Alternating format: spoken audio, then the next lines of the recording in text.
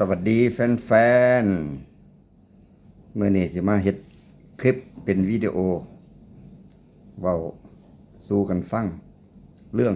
สื่อสารมวลชนการสื่อสารที่พัฒนามาตะกี้ตะกอนการสื่อสารนี่มีวิทยุอย่างเดียวเอานับตั้งแต่ปี 2500 ซะไปมีวิทยุฟังวิทยุปี 2500นี่ฟังขึ้นจากกรุงเทพเป็นหลักสถานีหยังเขาก็จำบ่ได้ดอกตัววิทยุนี่บ่น้อยกว่า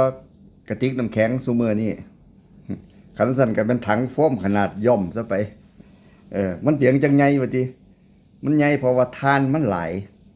ทานอยู่ใต้เต็มเรียงกันเป็นตับดำปึ๊ดหลอดยาวพอหยังเพราะว่ามันเป็นทานวิทยุยุคนั้น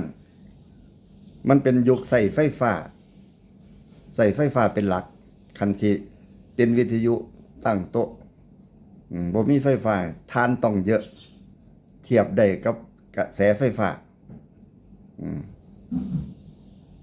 ก็เลยจำเป็นต้องใส่ไฟประมาณ110 โวลต์ของอเมริกาคือไฟที่เขามีสายสำหรับมีหลอดไฟแล้วอยู่ในเมืองจะเลื่อนแล้วมันต่อประเทศตั้งฝรั่งจะเลื่อนแล้วอยู่กรุงเทพก็มีไฟฟ้าใส่แล้วเสียบปลั๊กแต่อยู่ต่างจังหวัดบ่ทันมีไฟฟ้าแต่อยากฟังวิทยุเขาก็เฮ็ดมาให้ใส่ทานจำนวนมากทานหลายๆมันโวลต์มันก็สูงภายในเนี่ยเป็นมีหลอดเป็นเรียกว่าหลอดสุญญากาศแดงเหลี่ยมม่องอยู่ในหันจักมันจักหลอดละหลอดหลายเท่าใดดังแห้งเท่านั้นเขาก็เลยให้ฉายาว่าผู้ใดเสียงดังฟังชัดเนี่ยเขาเอิ้นว่าบัก8 หลอด8 หลอดก็ว่าไปเอาวิทยุเป็นเกณฑ์กันหลอดหลายดังหลายคลื่นก็จะคลื่นเอิ้นว่าช็อตเวฟคลื่นช็อตเวฟเนี่ยมันสิอยู่คลื่นประมาณ3 ถึง 30 เมกะเฮิรตซ์นะสมัยก่อนน่ะมันสิมีคลื่นให้เห็นเอามีเท่านั้นละฟังจอดผู้เฒ่าก็จะเปิดฟังข่าวคู่ลูกคู่เนาะก็เลยนี่มีไปฟังน้ำเพิ่นเพิ่นก็สิฟังแตะข่าวดอกกรุงเทพบ่ว่าใครมีหยังกับวันเลขออกตะกี้ออกสู่อาทิตย์เด้เฮาเป็นเด็กน้อยเฮาพอจำความได้ประมาณ 2505 เฮาก็สิเรียนจะชั้นป .1 นี่แหละมีวิทยุรุ่นนี้ตั้งแต่เกิดมาก็เห็นโลดนะเกิดมาก็เห็นเลยก็ได้ฟังน้ำเพิ่นเลขออกตะกี้มันสิออกวันอังคารหรือออกวันพฤหัสเฮาจำได้บ่คักแต่อาทิตย์ละเทื่อคนมาหุ่มบ้านเต็มกี่คิดเบิ่งว่าคนซื้อเลขมาแตะดนปานใดแล้วมาเงี่ยงหูฟังนะมาเงี่ยงหูฟังวิทยุมันบ่ดังปานใดเด้ตู้ใหญ่ซื่อๆแต่มันบ่ดังปานนั้นมาต่อฟังเลขกันปั๊บปากอย่าปากเลขกำลังสิออกเลขกำลังสิออกเลขออกก็เฮ้จนเลยเป็นการมวลประจำสัปดาห์เลขออกหยังนี่ต้องมาฟังบ้านคู่สายมาฟังเลขออกก็ฟังเขาพากมวยตีมวยกันอยู่บนลุมพินีบ่ฟังเสียงพากเอานะก็ฟังข่าวแห่งประเทศไทยก็ฟังเอานี่เท่านั้นพอมายุคเฮาเป็นเริ่มเรียนป .2 ป .3 เนี่ยสิเริ่มมีวิทยุทรานซิสเตอร์น้อยลงบัดเนี่ยเพราะว่าเขาใส่ทานไฟฉายเขาใส่ทานไฟฉาย6 ก้อน9 โวลต์ทานไฟฉายใหญ่ๆอุดหลุดเฮาเนี่ย6 ก้อน9 โวลต์เป็นวิทยุทรานซิสเตอร์นะสามารถหิวไปนั่นไปนี่ได้ขนาดก็น้อยลงซ้ำจิ๊บเข่าเนี่ยวางซั่นซ้ำเตารีดว่าซะไปเตารีดบ่เป็นเตารีดธรรมดาเด้เตารีดสมัยก่อนก็ห้วยใหญ่อยู่กันสิเทียบใส่กันก็ว่ามันก้องเข่าพุ่นล่ะไปนั่นล่ะถือไปใส่มาใส่สะดวกสบายวิทยุ AM คันอยู่ในเมืองก็มี FM ส่วนมากก็ฟัง AM ล่ะเพราะว่าสถานี FM นี่มันคันอยู่ไกลเมืองแน่มันก็รับบ่ฮอด ขันย่านขึ้นเขาบ่ไกลปานนั้นกำลังส่ง10 กิโลวัตต์เอียงนี่มันมาบ่ฮอดแต่ว่า AM นี่มาฮอดยุค AM เนี่ยก็สิมันหัวเมืองทั่วไปมีมันอยู่ขอนแก่นก็มีอยู่จังหวัดแทบทุกจังหวัดมีวิทยุ AM ถ่ายทอด AM เนี่ยสามารถจะถ่ายทอดขึ้น S ขึ้นจากกรุงเทพมาเข้าขอนแก่นเขารับขึ้นมาแล้วเขาก็มาถ่ายทอดไผๆก็ได้ฟังข่าวจากกรุงเทพได้ชัดเจนนอกจากข่าวจากกรุงเทพแล้วบ่ถ่ายทอดก็เอาท้องที่มาว่ากันเลยบัดนี้นักจัดรายการเนี่ยมีอิทธิพลสูงสุดกันว่านักจัดรายการวิทยุเนี่ยปะโถมีชื่อเสียงได้เป็นฮอดสสนักจัดรายการวิทยุนี่นะตามหัวเมืองเนี่ยย่ำคือเลือกสสเนี่ยนักจัดรายการเพราะคนรู้จักจัดรายการนั่นรายการนี้เปิดเพลงให้ฟังหรือสิเว้าข่าวหรือสิสาระก็แล้วแต่เจ้านักจัดรายการว่าซั่นประกวดร้องเพลงตามสถานีวิทยุเพราะว่ามันได้ออกอากาศเด้นะมันก็มีชื่อเสียงไทยบ้านเจ้าของผู้นั้นไปประกวดผู้นี้ไปประกวดสถานีวิทยุอยู่ในเมืองโอ้ดังสถานีวิทยุประกวดร้องเพลงหลายคนไปดังน้ำสถานีวิทยุผ่านสถานีวิทยุมาก็เขาในเมืองไปส่งกันไปนักจัดรายการก็เอานำเลยจักมันยังเนี่ยดังบ่ว่าเพลงว่าข่าวว่าสาระว่าแล้วตรงวาไรตี้ขันเป็นเทปเป็นละครก็มีละครวิทยุฟังเสียงนะฟังละครวิทยุเกือบกันตถาวรครั้งหนึ่งในชีวิตยังก็ว่าไปละครมาแล้วหลังข้าวยังก็ว่าไปเนียงหูฟังเขาฟังเพลงลูกทุ่งส่วนมากกับเพลงลูกกรุงลูกทุ่งนี่บ่ใครดังตะแกมีแต่เพลงลูกกรุงมีแต่เพลงไทยสากลนั่นล่ะซื้ออีกอันนึงมันเป็นหนังสือพิมพ์จากกรุงเทพก็สิแลนมาส่งนั่นก็ข่าวสารที่ได้รับนะก็ฟังมาเรื่อยๆพอมาฮอดเฮาเริ่มเป็นวัยรุ่นประมาณ2509 510เฮามาอยู่ขอนแก่นแล้วนะอยู่ในเมืองเขาจะฟัง FM กันเพราะว่าสถานี FM เนี่ยระยะ5 กิโล10 กิโล FM เนี่ยมันสิฟังได้สถานีวิทยุขอนแก่นสถานีวิทยุแห่งประเทศไทยขอนแก่นก็มีคืน2คืนเปิดเพลงสากลโอ้มวนอัศจรรย์ฟังเพลงฝรั่งวัยรุ่นฟังเพลงฝรั่งไทยสากลจนว่าก็มีสตริงออกมาเป็นถึกใจเริ่มถึกใจขึ้นคันเพลงลูกทุ่งก็ต้องพูดระดับทุนท่องใจระดับสุรพลไวยพจน์เพชรสุพรรณสุรพลสมบัติเจริญต้องรุ่นนั่นคนอีสานในบ่มีสมัยนั้นบ่มีบ่ลงบ่ล่ำนี่ย่างมากก็ได้แค่ AM คัน FM เขาสิให้โซ่เปิดเพลงฝรั่งไทยสากลแล้วก็ลูกทุ่งสุพรรณนะคนสุพรรณยึดหัวหาดตอนนั้นสุพรรณอยู่ใกล้กรุงเทพเนาะลูกทุ่งอีสานบ่มีดอกตะแกมีแต่ลูกทุ่งสุพรรณลูกทุ่งไทยกรุงเทพไทยสุพรรณในยุคนั้นบัดเกินไปเนี่ยประมาณ2515เนี่ยจังว่าสิมีลูกทุ่งอีสานดาวบ้านดอนนะดาวบ้านดอนพวกกลุ่มจากหมอลำเป็นต้นไปได้ออกอากาศความเป็นอีสานนี่รู้สึกว่าสิใกล้ชิดเข้ามาเรื่อยใกล้ชิดเข้ามาเริ่มมีลูกทุ่งอีสานไปดังในกรุงเทพบ่ทันถึงยุคของครูสลาเด้ยุคนั้นเป็นยุคของลูกทุ่งอีสานที่คันว่าเว้าลาวนี่ตกลาวคันเว้าไทยอยู่ตกลาวนี่อายกันเด้ตะแกบ่กล้าเว้าลาวเด้ครูก็สอนแต่ทั้งไทยเด้แม่นอยู่บ้านเว้าลาวนำกันไปฮอดโรงเรียนต้องเว้าไทยโดยเด้ตะแกบ่ว่าสิเอาไทยมาปนลาวคือซุมื้อนี้ครูนี่เว้ยครูอยู่บ้านนี่ต้องเว้าไทยกับนักเรียนบ่คือซุมื้อนี้เด้นั่นล่ะการสื่อสารเอามาจาก FM มาแล้วต่อมามีความบันเทิงในบ้านนี่ตะกี้ก็ฟังแต่วิทยุอั่นบ่ก็ซื้อก็มีเครื่องเสียงที่ไปในงานก็มีแผ่นเสียง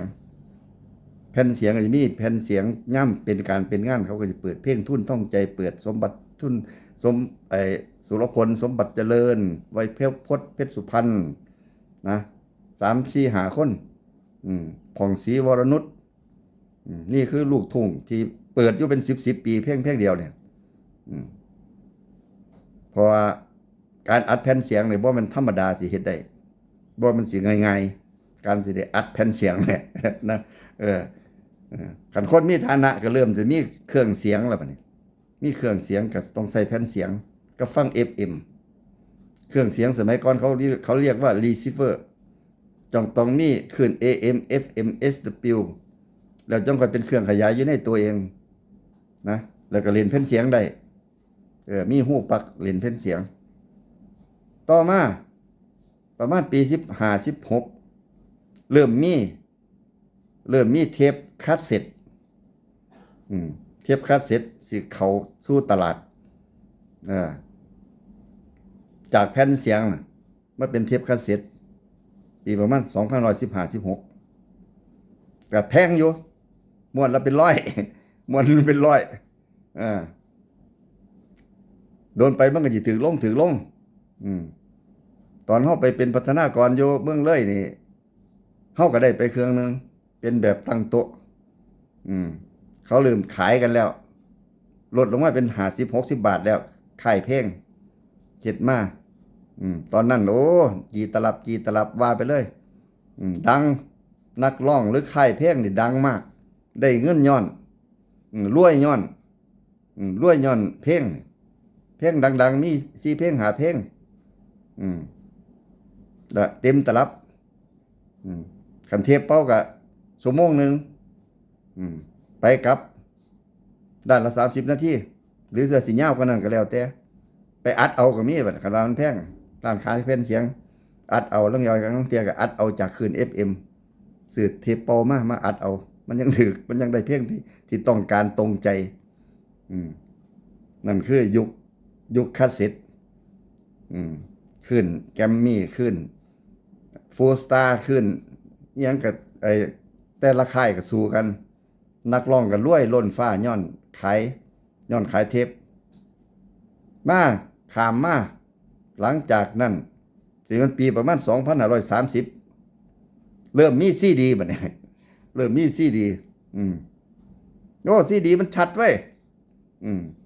ซีดีมันชัดเล่นไงเอาคนก็มาหาซีดีซีดีกับเทปก็สูสีกันซีดีก็อัดได้เนี่ยเริ่มมีคอมพิวเตอร์แล้วเนี่ยเริ่มมีคอมพิวเตอร์เข้ามาแล้วคอมพิวเตอร์อนาล็อกตู้ใหญ่อัดเพลง MP3 ยังก็ว่าไปซีดีเป่าแผ่นละบ่กี่ตังค์เอาแล้วบัดนี้เทปเริ่มบ่ได้ขายแล้วบัดนี้เพราะของปลอมก็หลายหยังก็หลายเขาอัดเอาใหม่ก็ได้เกิดเป็นขายเกิดตึกคอมขึ้นมาซีดีฟังเพลงเนี่ยเอาถ้าสิฟังมันชัดก็ชัดถึกก็ถึกไปจ้างเขาอัดได้ซีดีจากซีดี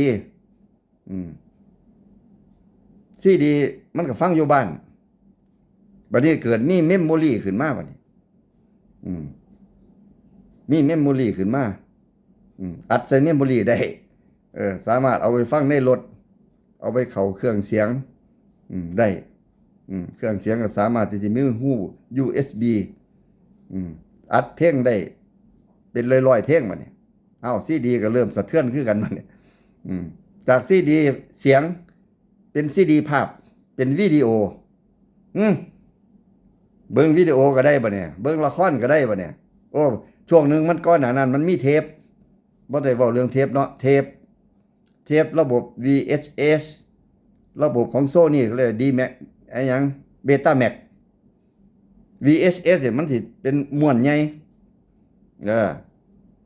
ช่วงนี้ก็รุ่งโรจน์ทั้งภาพทั้งเสียงนี่รุ่งโรจน์มากเลยเบิ่งจอตู้ธรรมดานี่ละแต่ว่าแนวทรงมาหลังจากช่องทีวีแล้วจากช่องทีวีช่อง5397ทีวีท้องถิ่นละครเบิ่งดีมากบัดนี้มีวิดีโอมาหลังจากปี2525เฮามีฮอดกล้องวิดีโอนะสมัยนั้น เป็นกล้องวิดีโอชุดแรกของขอนแก่นซ้ำขนาดอยู่ในช่อง7นี่บ่ทันได้มีช่อง4ขอนแก่นเนี่ยบ่ทันมีวิดีโอไปถ่าย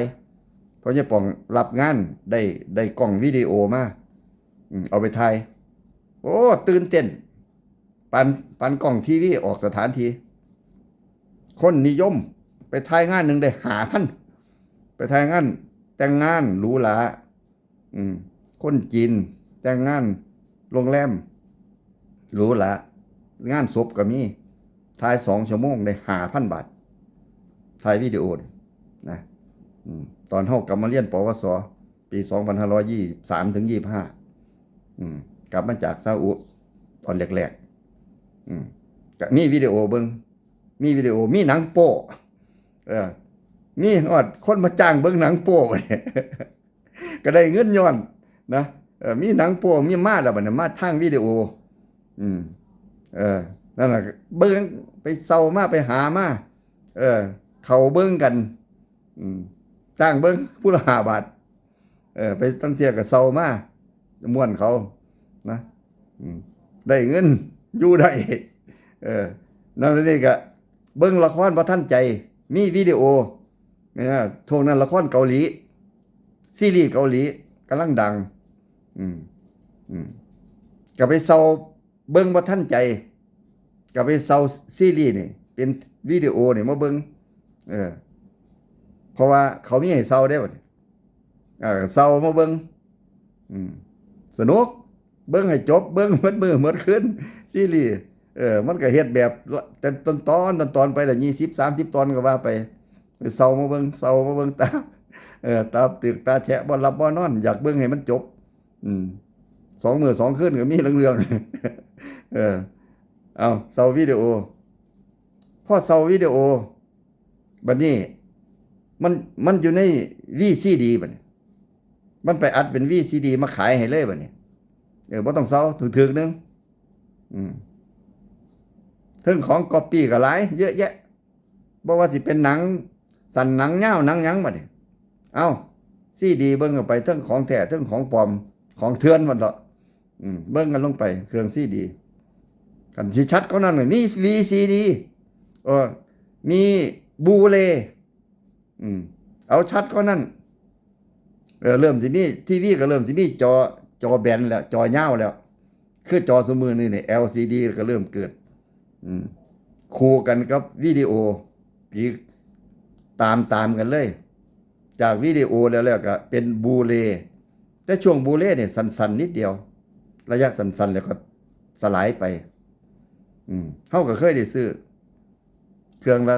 ค่อยถามมันถึกอยู่จนว่ามันถึงลงมาประมาณเครื่องละ 5,000 ก็ได้ซื้อบูเลซื้อเครื่องบูเลแล้วก็ไปซื้อแผ่นบูเลที่เป็นเขาเป็นของก๊อปปี้กับแผ่นละ 200-300คันของแท้เป็นพันแผ่นบูเลของแท้เป็นพันมันว่ามันแพงโพดกูเบิ่งบ่กี่เที่ยก็คุ้มค่าก็โอเคล่ะแต่ว่าช่วงที่บูเลเนี่ยช่วงนั้นน่ะมือถือมาแล้ววันนี้มือถือเว้าได้กับมือถือเริ่มมีจอเริ่มมีจอเริ่มเล่นการ์ตูนเริ่มส่ง SMS ได้เริ่มชัดขึ้น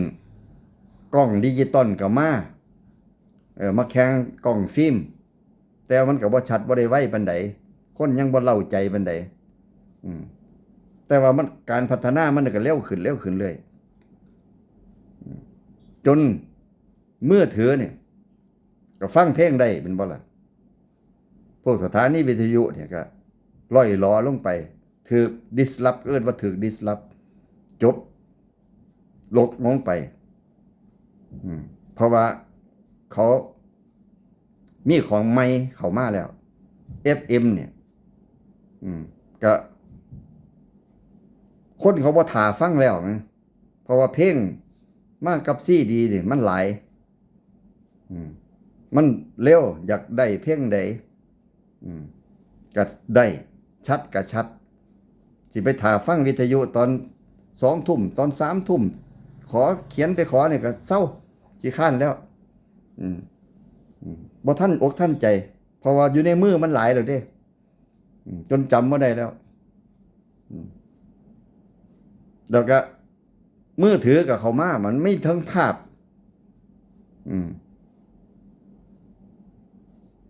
มีทั้งเมมโมรีเปิดเบิ้งก็ได้เก็บไว้ก็ได้เป็นเมมโมรีก็ได้การสื่อสารในสไตล์ของสถานีวิทยุสถานีโทรทัศน์นี่เขายังเบิ้งอยู่ตอนนั้นพอตอนนั้นมือถือมันยังบ่ทันได้มันยังเป็นปุ่มกดอยู่มันยังบ่ทันได้มีจอคือเดี๋ยวนี้คนยังบ่ทันได้ว่า iOS หรือ Android คนยังบ่ได้ว่ากันอยู่ขอให้เป็นมือโทรศัพท์ก็ถือว่าเท่แล้วบัดพอมี Android มีiOS เข้ามาเนี่ยค่ายเนี่ยมันเป็นค่ายผู้ให้บริการ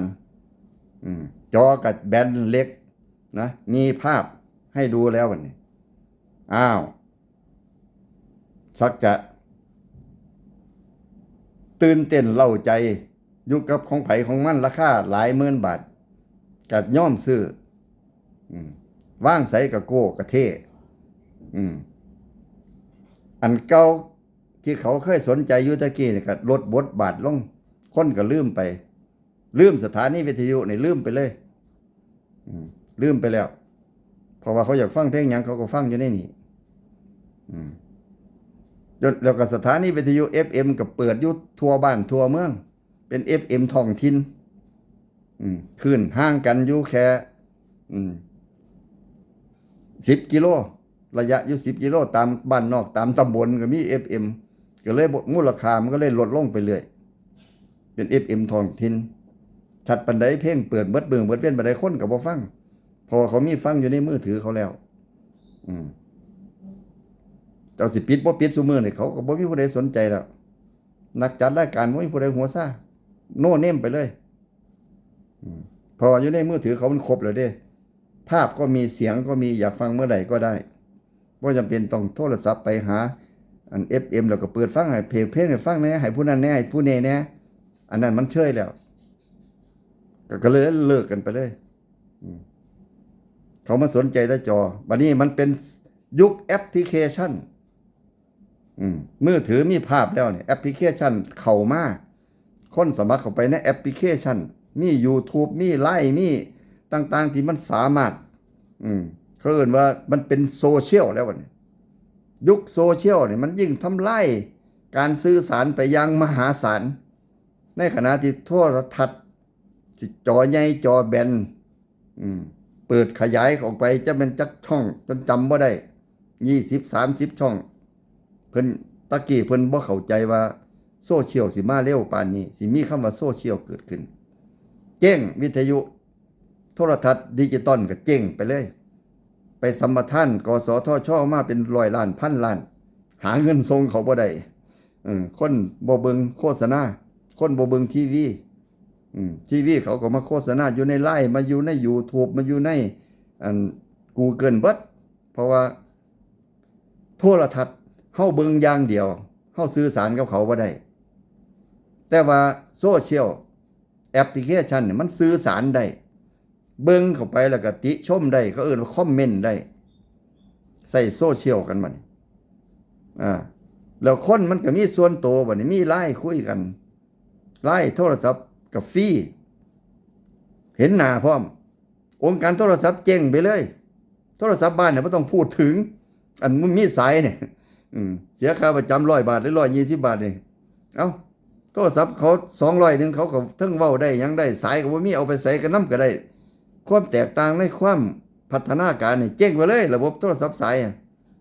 ยโทรศัพท์เต็มบ้านเต็มเมืองอยู่นี่ไปตัดทิ่มซื่อๆบ่มีผู้ใช้แล้วแจ้งว่าจีเจ๊งบ่แจ้งบ่มีผู้ใดสนใจบัดนี้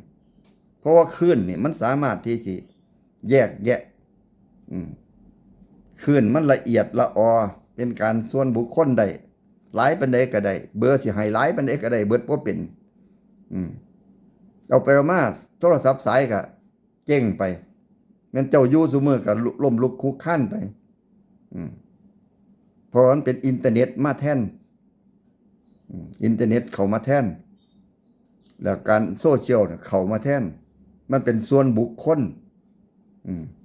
เขาอยากเว้ากับผู้ใดใกล้ปานใดบ่มีสำคัญ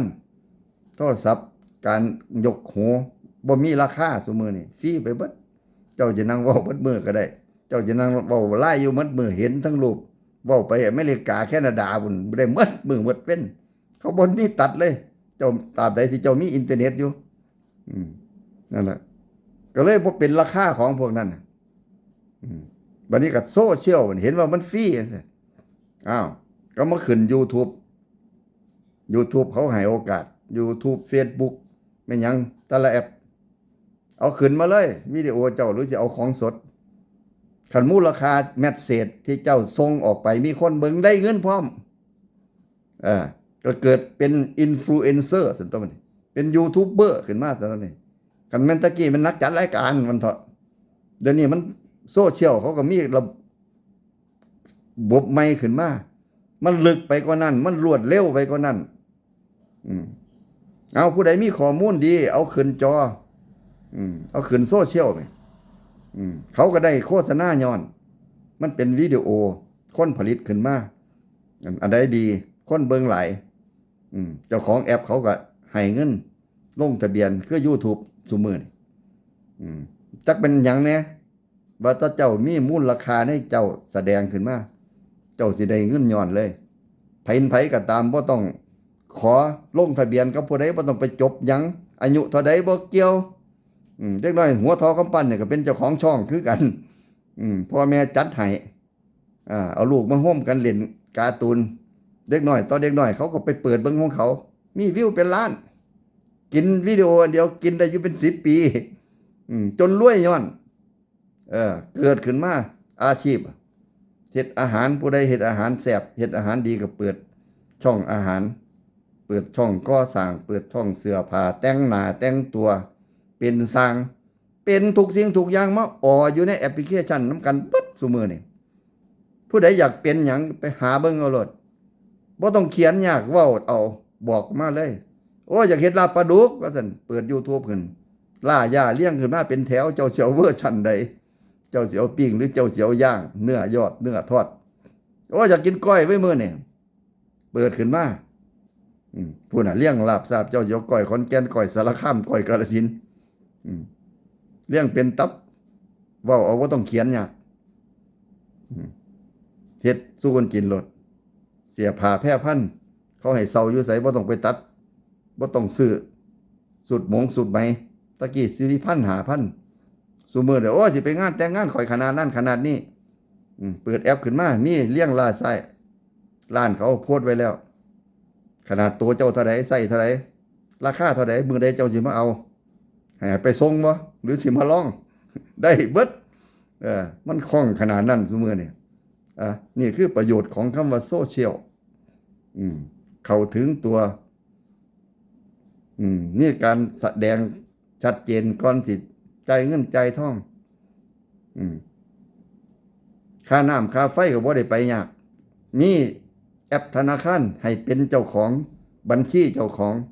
ในโทรศัพท์ของไผของมันโอนเงินกันเขาโอนให้เฮาโอนให้เขาจักเป็นผู้ใดถามให้ยืมเงินแหน่ซุมื้อเนี่ยมีบัตรประชาชนใบเดียวยืมเงินได้เท่านั้นเท่านี้บอกมาเลยนั่นน่ะนี่คือระบบโซเชียลที่เข้าถึง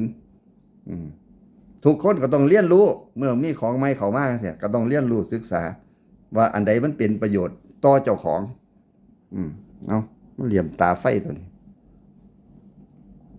อันนี้มันเป็นประโยชน์เฮาก็ต้องใช้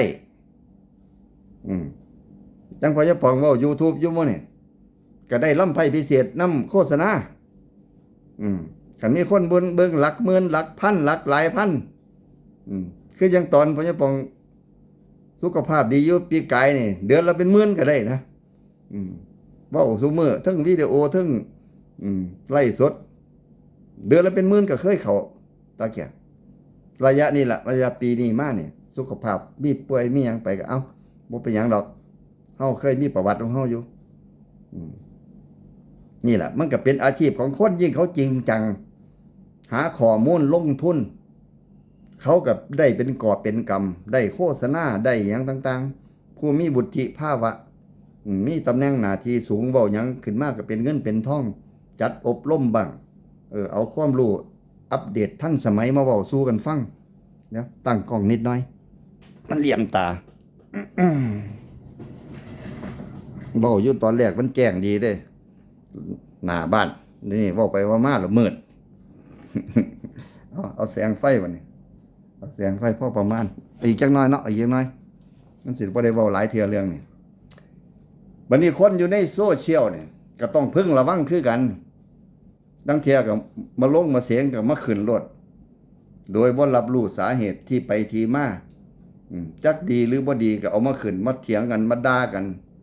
เรื่องส่วนตัวก็ให้เป็นเรื่องของมวลชนมันบ่ได้แม่นคือเว้ากันในวงเหล้าเด้อเว้ยเครียดให้กันก็สางกันฆ่าหันโลดจบก็จบฆ่าหันแต่โซเชียลบ่เป็นจังซั่นเว้าขึ้นมาปุ๊บถูกคนฟังเป็นร้อยเป็นพันเป็นหมื่นเป็นแสนเป็นล้านก็ได้คันเจ้าเว้าดีถูกใจเจ้าก็ดังขึ้นมาในขามขึ้น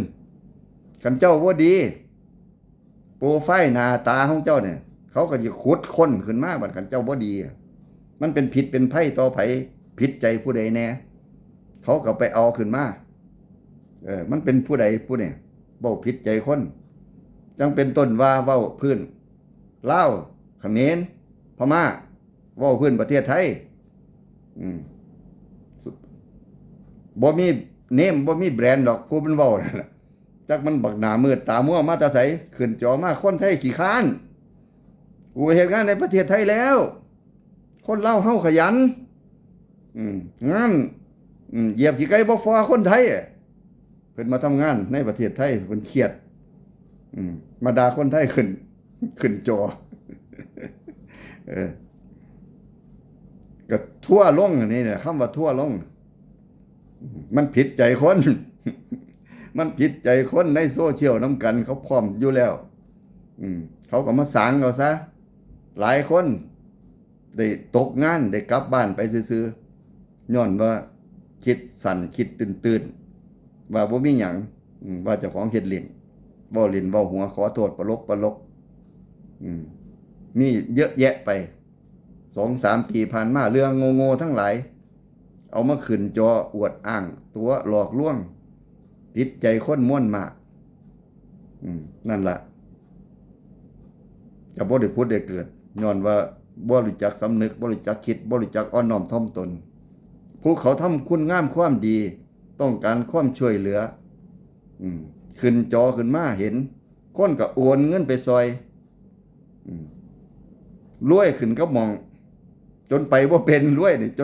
จนปิดบัญชีไปซื่อในประเทศไทยก็เฮ็ดกันจนว่ารู้ว่าต้องมีระเบียบขึ้นมาต้องบ่ให้เฮ็ดโดยอิสระเพราะว่ามันสิเกิดการกลโกงเกิดการมักโลภเกิดการหลอกลวงกันขึ้นเพราะเงินมันได้ง่ายคันเบิ่งแล้วคนเบิ่งเป็นพันเป็นหมื่นเป็นแสนการโอนเงินเนี่ยมันโอนได้ตั้งแต่บาทนึงเป็นต้นไปคนมีน้ำจิตน้ำใจสมเพชเวทนาอยากสงเคราะห์คนตกทุกข์ได้ยากก็เฮ็ดให้เกิดกระแสเงินไหลเข้าไปท่วมท้นในสิ่งที่มันถูกตาต้องใจคนที่เขาอยากส่งเสริมอยากซอยเหลือนี่คืออิทธิพลของโซเชียลนะประเทศไทยเฮาก็รับรู้การที่สิมาออกมาขึ้นจอขอเงินบริจาคก็มีกฎหมายรองรับเขาก็จ้องก็มองหน่วยงานเพราะว่าเขาบ่ต้องการให้ใส่โซเชียลไปในทางที่ผิดไปในทางที่หลอกลวงนะถือโอกาสพูดอยู่ฟังเล่ายังเฮ็ดได้สบายมีความสุขนี่หลายอินฟลูทั้งเฮานี่ก็พยายามซอยกันยับยั้งความรู้เท่าบ่ถึงการความใจซื่อประเทศไทยบ่เฮ็ดเพราะว่าเขากติกาเขาสูงประเทศลาวเฮ็ดได้เพราะว่าเขาบ่ได้ซีเรียสเขาเห็นว่าเงินเขาประเทศดีการต้มตัวคนไทยหรือชาติหน้าชาติหรือการขอบริจาคมันเป็นนิสัยของเขาอยู่แล้ว ลาวเขมรนี่มันเป็นนิสัยของเขาอยู่แล้วสบายตามสบายสูว่าจะได้เงินเข้าประเทศคันสั่นกับแบงกูแน่ก็ได้ก็ดีไปลองเอาแบงน้ำมันดูสิให้มันด้วยผู้เดียวจิสายบุญทีนี่สายเอาผู้สาวมาขึ้นจอทีนี่ไปเคาะหัวมันดูเอาเอิ้นโตมานี้เฮ้ยมึงผิดกฎหมายเด้อมึงเฮ็ดอยู่นี่กันสั่นก็คุยกันหลังไม้เฮา ก็ปล่อยตัวมาเฮ็ดต่อไปเพราะว่าเขาบ่ได้เสียหยังประเทศเขาบ่เสียหยังผู้เขาได้คือโอนเงินไปจากประเทศไทยพี่หรือต่างประเทศจากอเมริกาหรือคนลาวที่ร่ำรวยอยู่ประเทศนอกแล้วเอาเลยเอาเลยได้เท่าใดแห่งดีเขาก็เลยอยู่ได้มาเท่าซุมื้อนี้คนไทยเฮาก็มันเฮ็ดอยู่ต่างประเทศไปจับก็ยากเดี๋ยวสิผิดใจกันขนาดประเทศไทยได้ออกหมายจับแล้วเนี่ยคันมึงมาเฮ็ดอยู่ประเทศไทยเขาจับทันทีไปคิดเอาเลยใส่กุญแจกลับรถคันมาอย่างเงินเขาให้มาอยู่คันนึงมาเปิดบริจาคเปิดบัญชีในประเทศไทยเขาปิดเบิดแล้วซุมื้อเนี่ยจะเฮ็ดอยู่ในประเทศลาวก็ต้องบอกตำรวจลาวจับกันตำรวจลาวบ่จับก็เอ้าเขาสิไปบีบบังคับเขาก็บ่ได้เพราะมันบ่เป็นคดีอุกชะกันบ่เป็นเรื่องฆ่าคนกันตายบ่เป็นสแกมเมอร์บ่เป็นหยังของพวกนั้นอันนี้มันเขาถือว่าเจ้าโอนเงินให้เขาโดยสมัครใจผู้โอนเงินไปก็บ่เคยเรียกร้องบ่เคยว่าสิไปทวงคืนมันต้มมันตัวบ่ได้ไปแจ้งความอีหยังผู้เสียหายบ่แจ้งความเขาก็ก็จักสิเฮ็ดจังไดมันก็บ่มีผู้ใดเสียหายมาแจ้งความเนาะคดีความนี่มันต้องเป็นจังซั่นเด้คือยังเขาโกงเงินกันอยู่บ้านเฮานี่บริษัท Forex ติหรือว่าแชร์ลูกโซ่ติเรียกว่าผู้ใดเสียหายเขามีคนเสียหายไปแจ้งความเป็น100 คนพันคนนะคดีมันก็เอาจากผู้เสียหายนี่เป็นต้นเป็นมูลเหตุไปตามจับตามหาตามสืบอันยูทูบเบอร์แล้วไปถือผู้สาวต้มหมดเงิน 30,000 50,000เป็นแสนมาเว้าสู่กันฟังซื่อๆแล้วบ่มีผู้ใดไปแจ้งความเอาผิดหยังเขาก็กฎหมายมันก็เริ่มต้นบ่ได้ก็มีแต่ว่ายับยั้งเฮาก็เว้าสู่กันฟังแล้วก็ฮู้ความจริงแล้วก็ต้องเว้าสู่กันฟังอย่าสะหัวเราะหรือว่าเป็นอุทาหรณ์สอนใจเด้อผมเคยเสียมาแล้วจ้องนั่นจ้องนี่ก็เว้าไปเล่นๆหัวก็มีเตือนบ้าง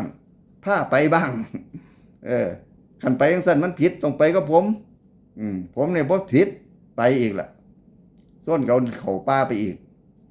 ผู้แสวงหาผลประโยชน์ก็ยังมีอยู่คือเก่ามาครับผมสิครับผมสิพาไปลูกพี่กันไปทางอื่นเป็นจังซั่นแล้วเจ้าบ่ปรึกษาผู้ใดเจ้าบ่ฮู้ติว่าเขาเสียมาหลายปานใดแล้ว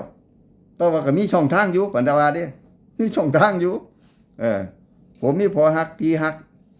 เรื่องกันกับทางพุ่นบ่มีปัญหาดอกกันไปกับผมนั่นล้อกันไปเขาอุ้มอีกแล้วแทนที่สิยับยั้งชั่งใจเอาผู้เฒ่าไปเสียเงินว่ามันง่ายมาว่ามันยังมี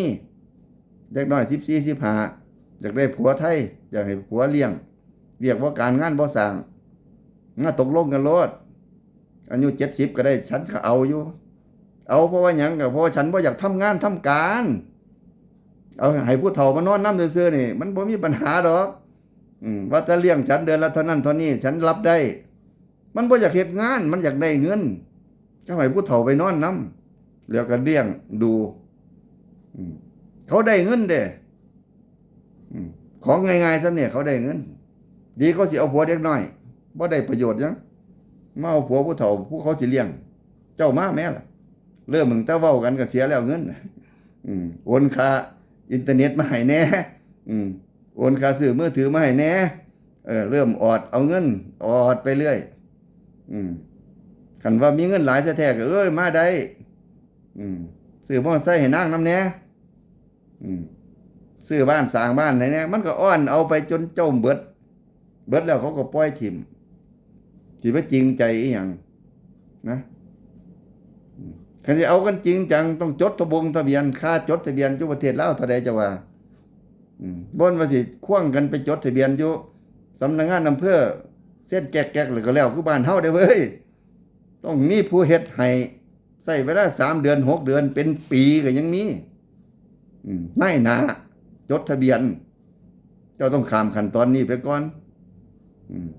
คันหน้าชาติเขาเนี่ยเขาจดทะเบียนอยู่สถานทูตก็ได้ไทยแต่งกับฟิลิปปินส์อยู่ซาอุพุ่นเขาจดกันอยู่ซาอุพุ่นแล้วเลยประเทศลาวบ่ได้เจ้าสิมาจดงุบงิบกันอยู่ในประเทศเจ้าไปพุ่นเขาบ่ยอมรับต้องไปจดอยู่บ้านเขาต้องให้เจ้าหน้าที่เขารับรองตั้งโต๊ะไว้เป็น10แล้วก็ว่าเฮ็ดพร้อมกันด้วยมื้อนี้ไปโต๊ะนี้มื้อนั้นไปโต๊ะนั้นมื้อนั้นไปโต๊ะนั้นอีก3 อาทิตย์เจ้ามาใหม่เฮ็ดให้มันยากอยู่หั่นคนลาวก็เลยเป็นสมบัติที่เขาจะต้องได้เงินได้ท่องนำคนไปแต่งงานกับคนลาวเป็นสมบัติของประเทศแค่จดทะเบียนเขาจะต้องได้เงินนำเป็นกอบเป็นกำอ้างว่าอะไรอ้างว่าป้องกันบ่ให้ถูกหลอกอ้างแค่นั้นล่ะตั้งโต๊ะไว้เป็นตับนะอันนี้ก็ยังคืออีกก๊อกนึงเลยนี่ที่ว่าอยากแปลสาวลาวจะเอื้อนเว้าตะคาดองซื่อๆเด้อเว้ยมันบ่แล้วเด้อบ่ว่าพ่อและแม่เห็นด้วยแต่งงานคาดองเลี้ยงหมูเลี้ยงไก่กันแล้วนายหัวเป็นพยานนายบ้านเป็นพยานแล้วจบข่าวไปนอนน้ำโดดเว้ยมึงถึกบังเสดิดหลักฐานมึงบ่ครบนั่นล่ะยุคนี้มันก็ได้มาจากโซเชียลเห็นกันการพัฒนาการไผได้ประโยชน์ไผเสียประโยชน์นี่คือยุคโซเชียลล้วนๆเลยนี่ล่ะเอามาเว้าสู่กันฟังต้องทันเหตุการณ์บ่แม่นอยู่ว่ายาโซเชียลเขามีให้เห็นเจ้าสิท่องยุทธจักรโซเชียลเขามีให้เห็นแล้วเจ้าต้องเบิ่งโซเชียลเขาซะก่อนเรื่องที่เจ้าสิเฮ็ดก็คิดเบิ่งโลดสิตำบักทั่วตำบักแตงเขาก็ต้องเบิ่งโซเชียลก่อนมีหยังใส่บักกอกเจ้ามีบ่คันบ่มีไปหาใส่ฤดูเนี่ยเขามีให้ขายเจ้ามักปลากดบักปลาเสี่ยมปลาสอยอยู่ไสมีขายถามโซเชียลตลาดใดมีขายยามใดมันขาดบ่ได้โซเชียลซุมื้อนี่เพราะว่ามันเป็นคำตอบทุกสิ่งทุกอย่างที่เฮาสงสัยคันเฮาสงสัยหยังถามซะก่อนอย่าซะว่าบ่ถามคันสิไปยามหมู่ก็ต้องไลน์ซะก่อนต้องโทรศัพท์ซะก่อนอย่าสไปฟรีๆอย่าสไปเซิร์นไปอย่าเฮ็ดอีหยังให้มันผิดหวังโซเชียลมันจะต้องนำหน้าตลอดนี่คือการต้องอยู่กับมันโซเชียลมันพัฒนาไปเรื่อยมันเปิดให้ตลอด24 ชั่วโมงนะในการศึกษาหาข้อมูลล่วงหน้าอย่าสะผิดพลาดอย่าสะผิดหวัง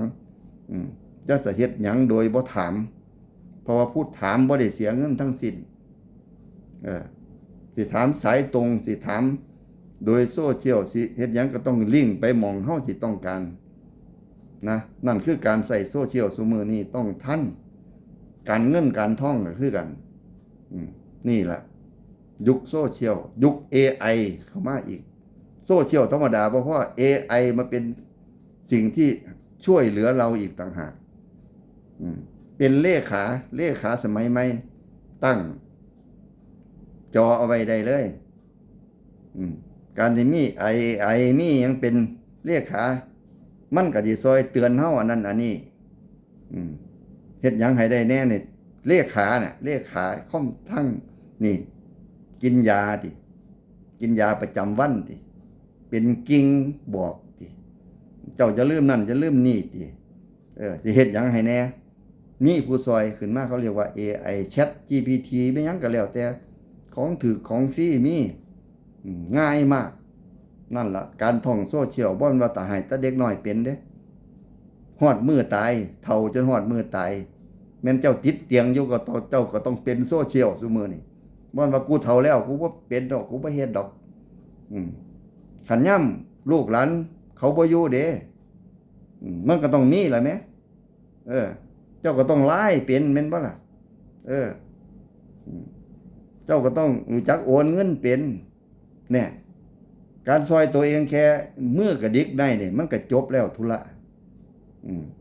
เจ้าสิสั่งอาหารเจ้าสิสั่งรถเจ้าสิ เฮ็ดหยังแหน่เจ้าสิโทรไล่เจ้าสิเฮ็ดหยังแหน่คันเขาบ่อยู่ก็กดเบอร์โทรไว้เด้อหยังนั่นน่ะโซเชียลนี่มันจำเป็นมันคุ้มครองเจ้าของเปิดจอไว้พ้นสิมาปล้นบ้านเขาเห็นจอสดๆอยู่นี่เฮ้ยมันสิกล้าบ่ล่ะกล้าทำลายเจ้าบ่เนี่ยกำลังไล่สดอยู่เด้อเนี่ยกี่ขโมยมานี่ขึ้นจอปั๊บเลยมันสิกล้าบ่ล่ะ เออไปให้ตำรวจจับเลยว่าตำรวจเจ้าสิกินดีจะบ่ล่ะเอากล้องมาถ่ายดูเว้ากันนี่ตำรวจก็อ่อนขอลงโจรก็อ่อนขอลงสิตีกันอยู่ได้เห็นกล้องนี่มันก็อ่อนลงแล้วเพราะว่ามันเป็นหลักฐานนะนี่คือโซเชียลที่มีประโยชน์ต่อคนต่อมวลชนทุกมื้อนี้ทุกเพศทุกวัยให้ความช่วยเหลือให้